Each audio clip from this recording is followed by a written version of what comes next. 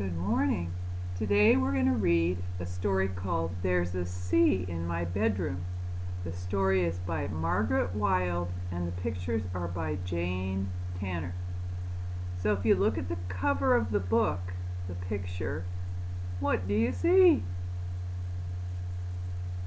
It's a little bit strange because he has water in his bedroom. Why would water be in his bedroom? Let's find out.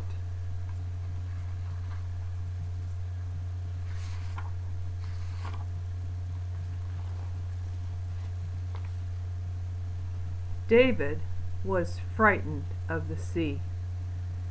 It was a huge wet monster that gobbled him up, knocked him over, and turned him upside down.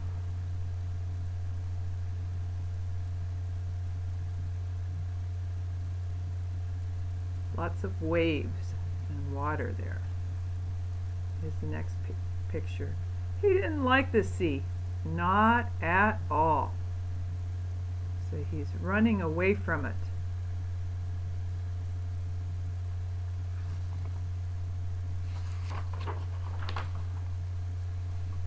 But he liked collecting shells.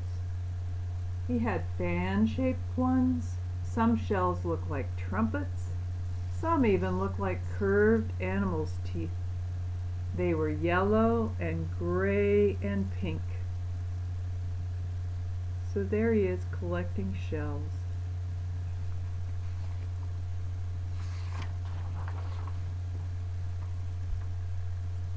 Then one day he found a conch shell. It was shaped like a pear. The shell was brown on the outside and orange in the inside. "That's a very special shell," said his father. "If you put it against your ear, you can hear the sea inside."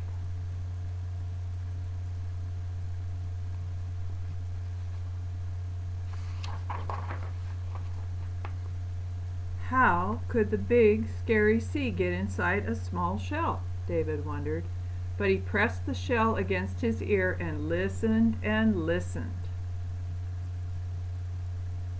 Then he heard the sea. It was a soft and growly and friendly sound.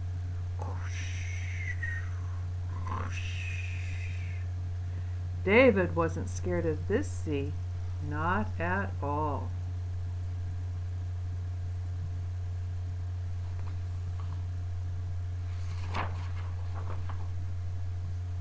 He took the shell to his bedroom and put it on the chair next to his bed. He felt sorry for the sea.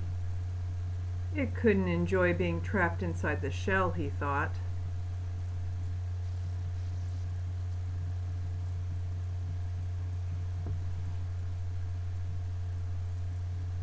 Perhaps he could let it out.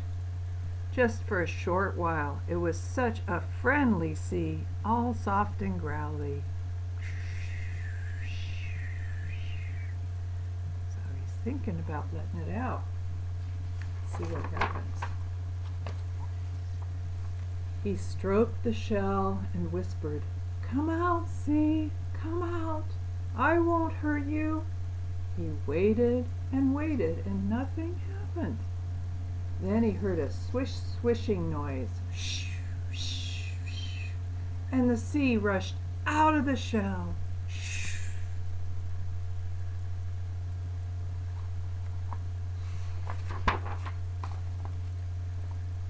The sea curled around his toes and foamed up his legs.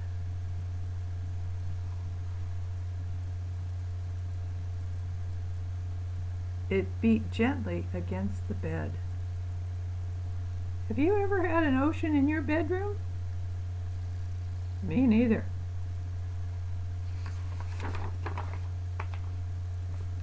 David was getting wet, but he didn't mind.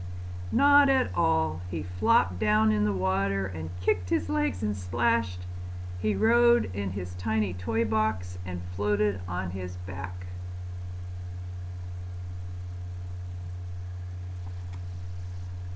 There he is kicking.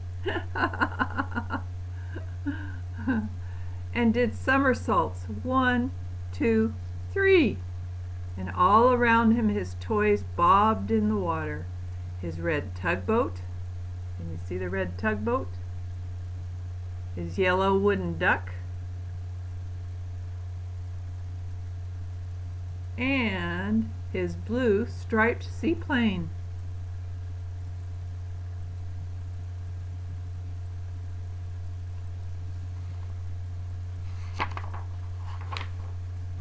He scooped handfuls of foam. The bubbles disappeared quickly in his hand. He laughed and laughed and laughed. His mother and father heard him. And they called, "What are you doing, David? What are you up to?" It's like he's having fun. David jumped into the waves and then came up for air. He shouted, "Mom, Dad, there's a sea in my bedroom."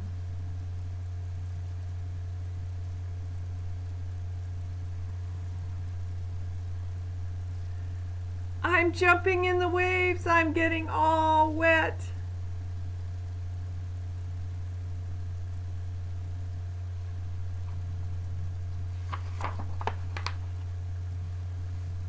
"A sea in his bedroom," his father said. "A sea in his bedroom," his mother said. "What is he doing?" They opened the bedroom door and peeked in. There was David swimming on the floor, with his toys all around him. But there was no sea at all.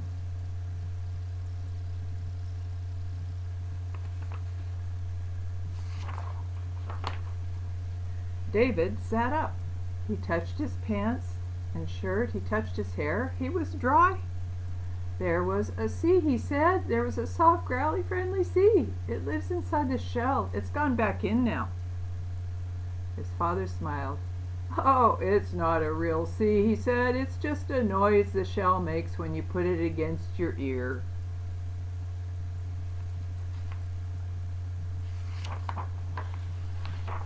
But David knew there had been a sea in his bedroom. There was even a small pile of sand underneath his chair.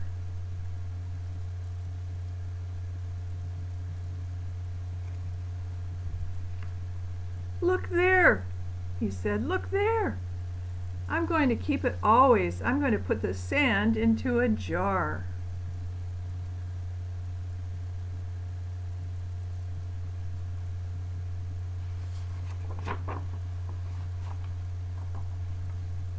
"Should we go to the beach tomorrow?" his father asked. "You can go swimming in the sea." "Yes," said David, "that would be fun." He would take his kickboard, his snorkel, and his bucket and spade. He wasn't frightened of the big sea anymore, not at all.